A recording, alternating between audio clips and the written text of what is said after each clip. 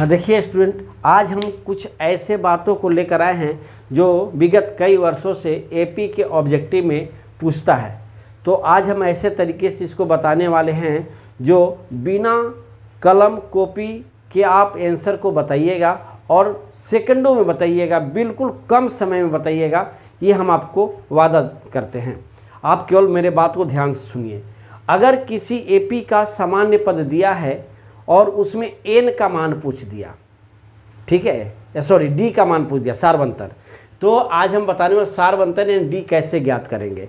तो इस तरह का क्वेश्चन दिया रहेगा कि एपी का एनवा पद दिया है 6n+2, एपी नहीं दिया है, एपी का एनवा पद दिया है ना, और 6n+2 दिया है, तो उसमें डी का मान, डी मतलब सार्वंतर का मान बताना है। तो कुछ नहीं करना है, जो एन के साथ लगा है, चाहे वो प्लस में लगा हो या माइनस में, याद रखिएगा, जो एन के साथ लगा है, जो एन के साथ लगा है वही डी का मान हो जाएगा। अगर ये प्लस में है तो प्लस में, माइनस में है तो माइनस में। तो यहाँ पर अगर डी का मान पूछा तो एन के साथ क्या लगा है, 6, यानी 6 आपका आंसर को ए आंसर हो गया।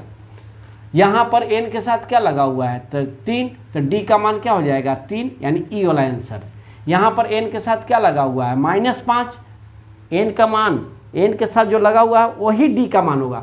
तो एन के साथ क्या लगा हुआ -5, तो डी का मान -5, डी का मान -5। यहाँ एन के साथ क्या लगा हुआ -4, तो डी का मान हो गया, डी का मान हो गया, डी का मान हो गया कितना, माइनस कितना लगा, 4 ना, -4। जो डी एन के साथ लगा हुआ है वही डी का मान होगा।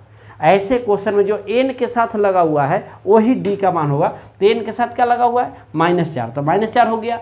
यहाँ एन के साथ क्या लगा हुआ था 6 प्लस में, तो 6 प्लस में, 6 प्लस में तो प्लस में, माइनस में तो माइनस में, एन के साथ जो लगा हुआ वही डी का मान होगा। तो उम्मीद करते हैं कि आपको समझ में आया होगा। ऐसे में आपको कोई कलम की आवश्यकता नहीं है, सिर्फ आप देखिएगा और मार दीजिएगा। उम्मीद करते हैं कि समझ में आया होगा।